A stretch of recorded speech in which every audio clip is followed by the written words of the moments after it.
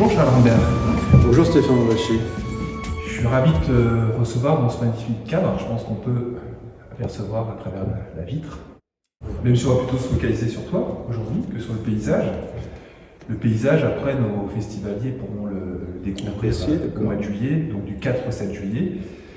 Donc on a la grande chance de te recevoir parmi d'autres invités qui vont nous apporter leur connaissance et puis leur réflexion sur le thème central cette année de l'imaginaire, de l'imagination, et de l'imagination vraie, oui. Pour reprendre la différence qu'il y a entre l'imagination vera et l'imagination fantastica. On parlera donc d'imagination vraie, l'imagination comme faculté de connaissance. Et je pense que tu es très bien placé pour aborder ce sujet-là. Moi, j'ai rencontré ton œuvre en fait il y a quelques années et j'avais été plongé avec ardeur et passion dans ton Paris ésotérique. Ah oui, c'est par là que tu as... Voilà, très gros ouvrage plein de richesses et de découvertes. D'ailleurs, parfois on se demande où tu vas chercher tes informations, parce qu'il y a des choses que tu... Il a fallu, j'ai bossé énormément. J'allais à la Bibliothèque nationale et je demandais à ce qu'on sorte des archives, quantité de documents, et j'épluchais tout. J'épluchais même pour voir si Gustave Eiffel n'avait pas des codages au-delà de ce qu'on connaît des dimensions. Est-ce qu'il y avait des nombres inscrits dans la tour Eiffel? Est-ce qu'il y avait des... Mais lorsqu'on se focalise ne serait-ce que sur la tour Eiffel, après on a quantité de références autres. Il y a le Louvre, les Champs-Élysées, très intéressant, qui est tout à fait directeur sur Paris, qui a façonné Paris. Et bon, on parle de Paris, qui est le reflet de la France aussi, parce que mais chaque ville en fait est en soi un inconscient collectif. Non seulement les gens qui l'habitent finissent par avoir un égrégore, donc déposer des formes pensées, donc sur ce qu'est comme ici Machine leur capitale, mais il y a un tellurisme propre à l'endroit. Donc des divinités anciennes qui habitaient les monts et la Seine à cet endroit-là, qui également forment un substrat. Donc on peut dire que c'est très composite et il y a une espèce d'esprit du lieu qu'on appréhende et qui fait les charmes de Paris, mais qui est construit à partir de quantité d'intervenants psychiques et qu'il faut découvrir. Il n'y a pas que des mythes, il n'y a pas que des égrégores, il n'y a pas que l'esprit du lieu, c'est un ensemble de choses et au fil d'une journée de dérive ou de promenade dans Paris, on peut sentir différentes choses. C'est merveilleux. Donc, oui. On peut penser presque en termes d'imaginal, de la ville de Paris comme d'autres villes. Oui. C'est vrai que Paris a des strates comme ça de déploiement de plein de choses qui sont de l'ordre de l'imaginaire, du psychique et du spirituel. Alors, on peut aller à la recherche. Donc là, si on part à la recherche de cet imaginaire ou de cet imaginal, là, on va mettre une dose d'intention pour essayer de se trouver face à. Il faut que ça soit très doux parce que c'est très évanescent et vous allez risquer de peut-être de ne pas le trouver, justement, la rencontre psychique avec ce que vous désiriez. Ça se dérobe toujours. Il faut y avoir énormément je dirais pas de respect ou de procédure, de rituel. Si le rituel serait plutôt ça. Il y a le gros problème face au monde invisible, c'est qu'il faut y aller avec non seulement un certain feeling, mais certaines fois des opérativités qu'on a connues dans l'histoire de l'invisible, qui sont des rituels, donc des mises en ordre. Si on n'est pas dans un certain profil, cadré dans un certain profil, on va faire une inversion, on va laisser échapper la chose, on va même susciter parfois la réaction inverse. Alors il faut, ça c'était les anciennes techniques de tous ceux qui intervenaient dans le monde invisible, il fallait savoir ce qu'on faisait. D'accord. D'ailleurs tu parles, pour ce qui concerne le tarot, de mystique douce, on y reviendra. Et peut-être avant parce que là on est parti un peu sur les chapeaux de roue de l'imaginaire, ce qui nous intéresse, donc déjà dans les travaux que tu as pu faire sur cette grande cité qui est Paris. Mais est-ce que tu peux déjà te présenter, expliquer quels sont tes thèmes de prédilection? Peut-être nous parler aussi un peu de ta revue, qui s'intitule Un temps, pour te présenter donc. On est numéro 25. En fait, on tourne autour de l'évolution de l'homme, de ce qu'est l'homme. On a parlé du progrès de la civilisation, mais aussi de la réincarnation, de la conscience, avec aussi le cadre, donc la vérité, la lumière, la fécondité, les EMI. les archétypes, qui était notre premier numéro, et une revue de référence où tous ceux qui l'abordent sont satisfaits. Donc on n'a qu'une seule envie, c'est de continuer. Malheureusement, ça prend énormément de temps. Et c'est devenu annuel. Donc il y aura un numéro à la rentrée là, cette année. Et tu es tout seul enfin, moi et mes copains, je dirais. D'accord. Non, on est une dizaine. Tu nous as indiqué par le biais de cette revue quels étaient un certain nombre de tes thèmes privilégiés. Oui. Après, moi, je pense que ce qui ressort de ton ouvrage et de ta quête, c'est que tu essayes en fait de saisir des cohérences. Et d'ailleurs, dans ton livre sur le tarot, qui s'intitule Les structures du tarot, d'ailleurs le mot structure renvoie à cette idée de cohérence.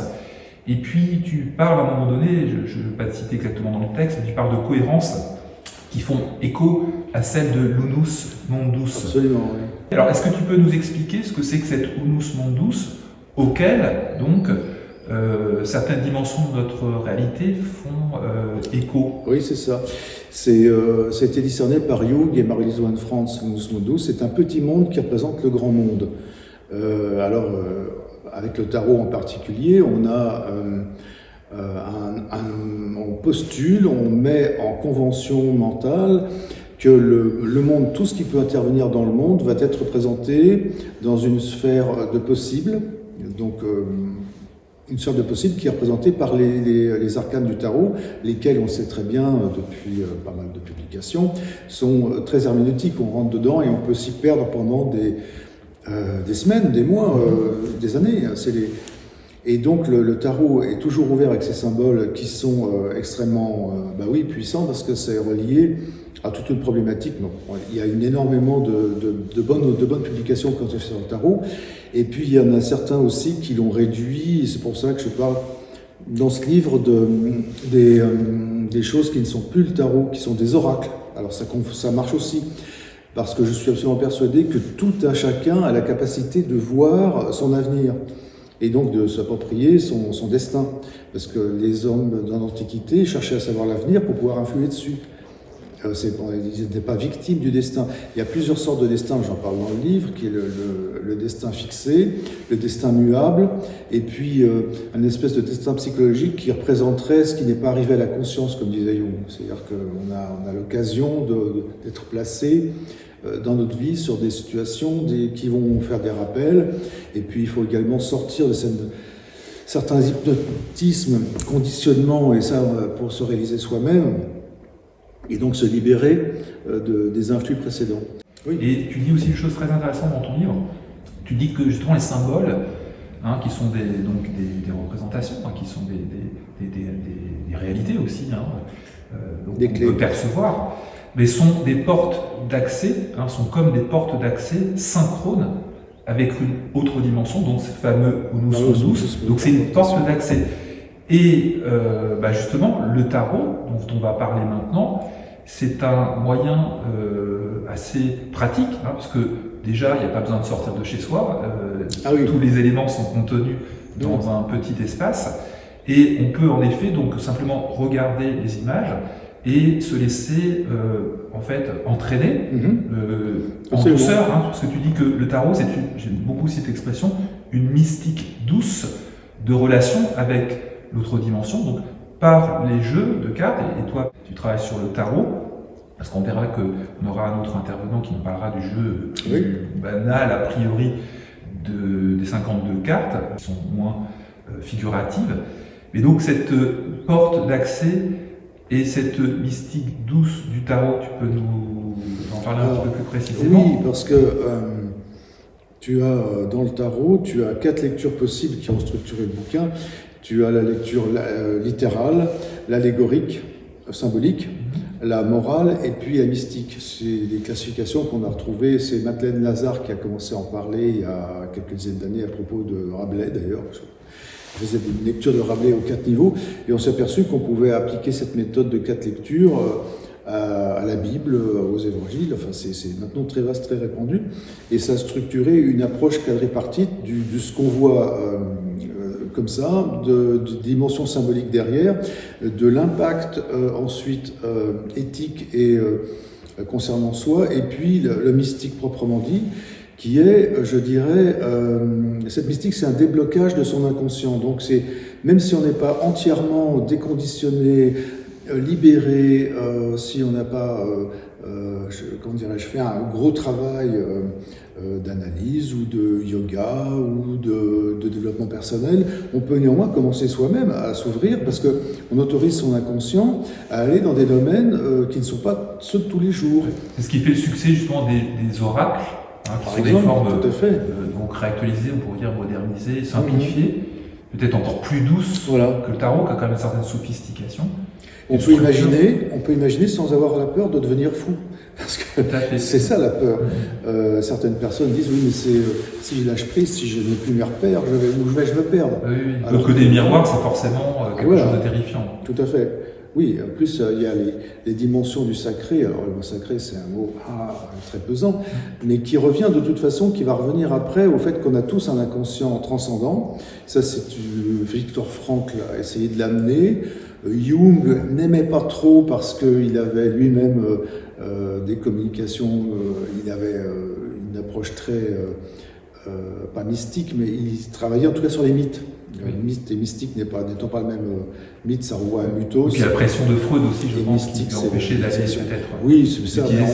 Ils ont divorcé, si je puis dire, en 1913, donc même avant la Première Guerre mondiale.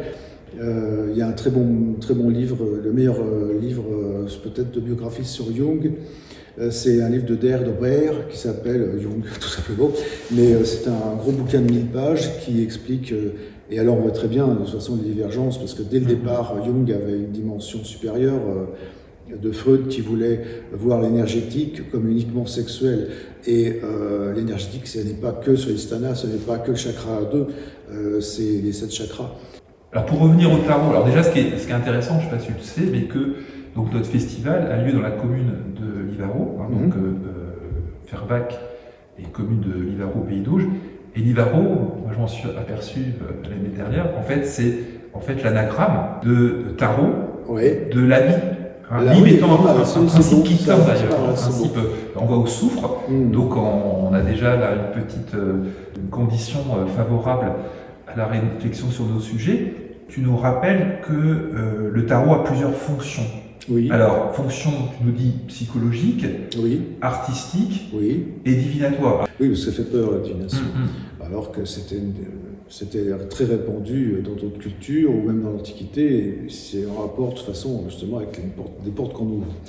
Et le tarot psychologique, c'est justement de se mettre dans des conditions où on va essayer déjà de savoir quelles bonnes questions on peut poser. Donc déjà essayer de voir en soi, on est obligé d'intégrer à l'intérieur les conditions, je dirais on fait sa propre anamnèse, c'est-à-dire on fait sa propre analyse, étude de situation, des symptômes, de ce qu'on a, du problème qu'on veut traiter. Déjà ce qu'il faut aussi préciser, c'est que ton livre a été publié aux éditions Code 9 et que nous aurons donc la joie de recevoir Philippe Liénard, qui dirige cette édition. Voilà, qui fera également une intervention sur la pensée, l'imaginaire des Templiers. Oui. Mais pour finir, donc j'aimerais quand même que tu nous parles des mécanismes de la divination. Et je vais déjà citer dans ton livre un passage qui renvoie au fait que c'est pas évident, comprendre la mécanique de la divination. Tu nous dis, voilà, en fait, les devins eux-mêmes ne comprennent pas le mécanisme. Oui. Non pas de leur perception, mais de leur information, ce qui induit ici un point de psychologie. En effet, il n'existe pas à proprement parler de sens de perception de l'avenir. Tous les médiums, sur toute la planète et à toutes les époques, ont toujours fait état de sortes de révélations, compréhension, et parfois de fait, vision, soit par une impression diffuse, soit par un éclair, soit par une sorte d'induction vers un état d'harmonie avec une réponse. Qu'est-ce à dire? Alors, qu'est-ce à dire?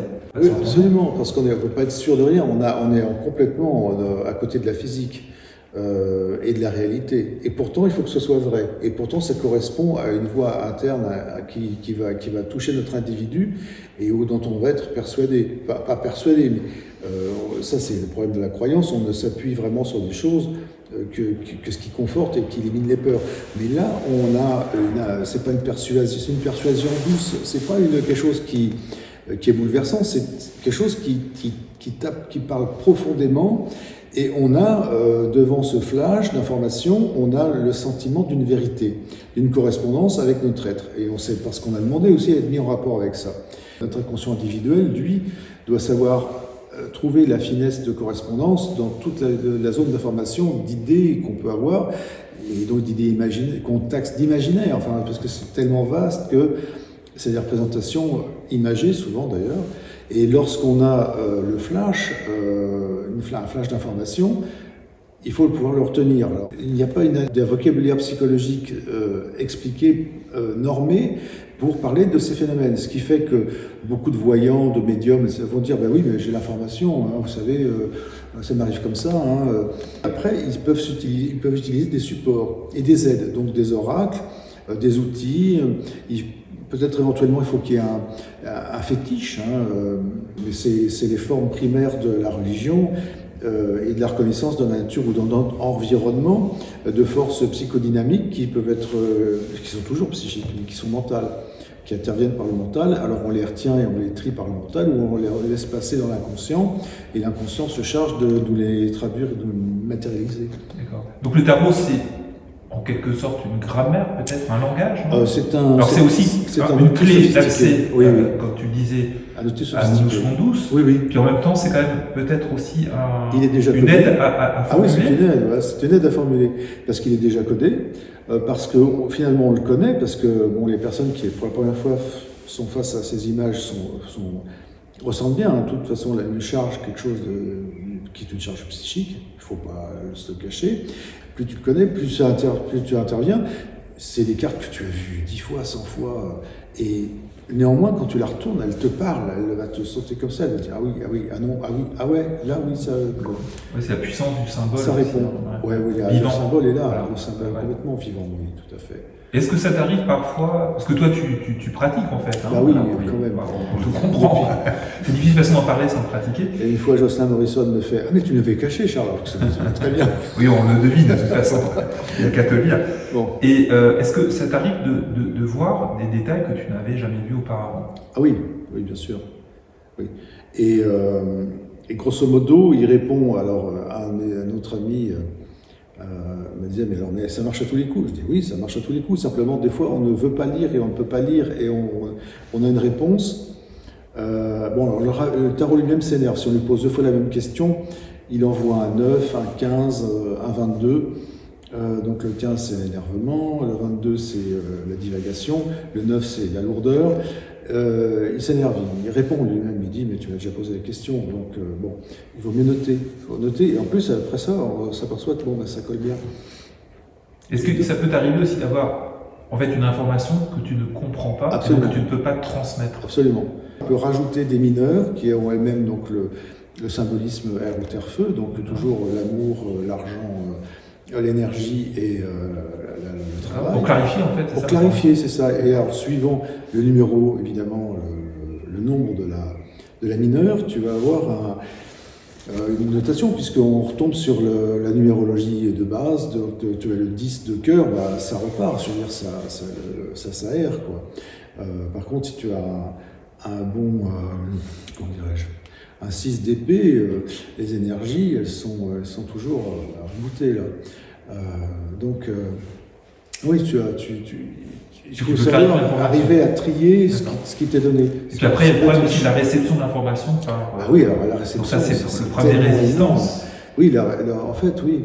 Et puis la personne qui est en face, enfin, si on est en train de tirer pour quelqu'un qui demande un conseil, on s'aperçoit assez vite que la personne peut être complètement bloquée. En fait, elle demande sa demande d'information, c'est une demande d'aide.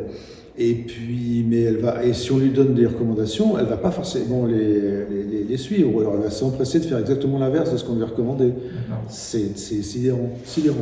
Alors, est-ce que là, c'est l'opérateur qui doit posséder l'art de bien se faire comprendre et c'est le médecin, de toucher l'autre comme un psychanalyste, en fait? Oui, mais même le médecin, il préconise des médicaments, et si le patient ne les prend pas, ça, tous les médecins depuis Hippocrate savent que ça va se produire, quoi. C'est un risque. Et malheureusement, ça sort du complètement. Et mon ami qui est psychanalyste dit, bah, c'est leur valise. C'est-à-dire, ça reste c'est leur destinée, c'est leur champ. Ils sont venus chercher de l'aide, on leur donne des éléments, ils prennent pas. Ben, en fait, c'est ce qui s'était programmé de faire. C'est ce qui nous renvoie au mythe de Cassandre, d'ailleurs. Oui, Cassandre qui apportait l'information, oui.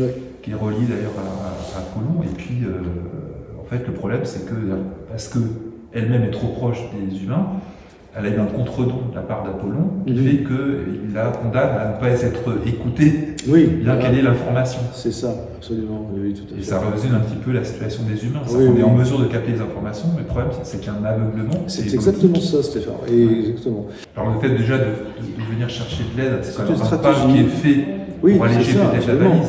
C'est une stratégie. C'est un long processus peut-être, après c'est une étape peut-être du processus. C'est ça, tout à fait, oui, ça traduit quelque chose. Donc il faut aussi les renvoyer, savoir leur dire mais pourquoi vous venez me voir, qu'est-ce que vous voulez avoir comme réponse. Il faut être quand même très honnête, il faut jamais tricher, hein. Il faut avoir le respect de l'être humain, enfin c'est un minimum. C'est vraiment,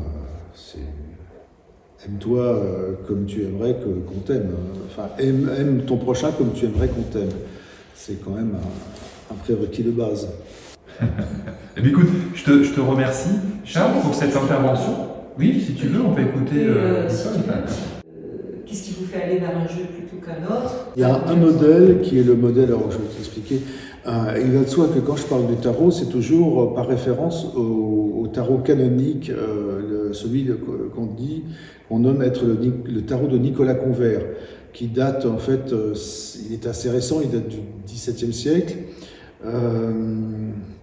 Il est à la Bibliothèque nationale et on peut, il y a des tirages et des facsimilés qui commencent à sortir parce qu'il est remarquable.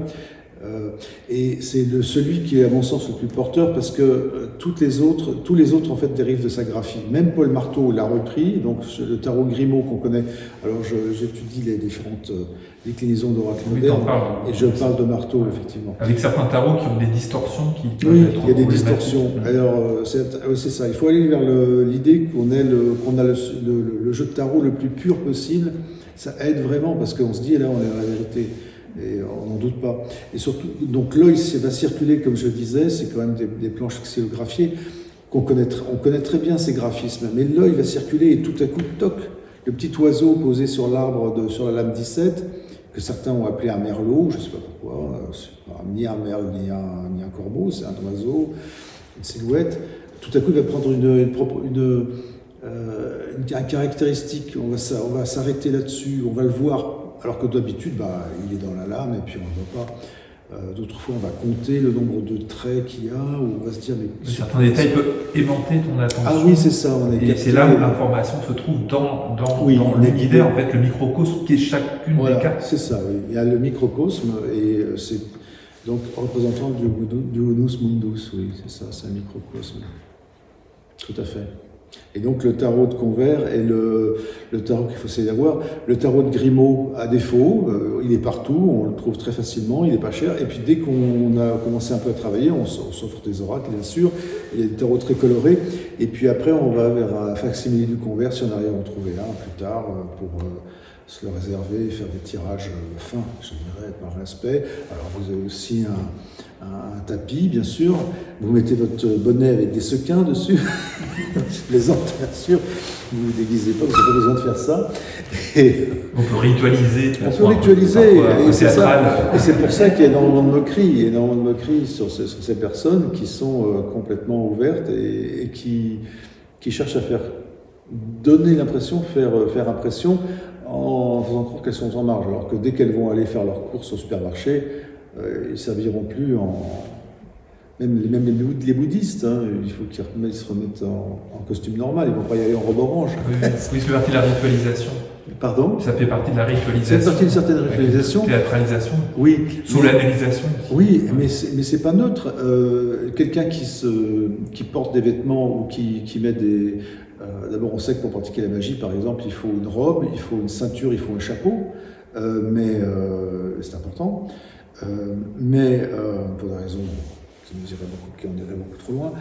Mais quelqu'un qui a un costume spécial va être dans un filtre mental spécial et va vivre d'une certaine manière. il n'est pas déguisé, mais en même temps, quelqu'un qui porte un déguisement, c'est très bien qu'il va reconnecter avec celui qui se met en pirate, c'est pour être un pirate. Oui, il se met il crée des conditions psychiques en complètement, fait. Tout à fait. Il incarne, il va acter. C'est très intéressant le déguisement, oui, parce que c'est aussi le rôle du masque dans le mythe. On dit toujours le mythe, il a fonction, attribut, attitude, etc. Mais aussi il y a le masque, et le masque c'est quelque chose qui va faire un filtre. C'est puissant tout ça, et mal connu bien sûr. Ouais. On arrive dans un siècle où on va commencer à nouveau ne plus avoir peur de s'en occuper, heureusement. Voilà. Bon, on est vraiment dans le mystère et la merveille. N'est-ce pas? Tout à fait. Merci Stéphane. Je te remercie beaucoup, Charles. Merci.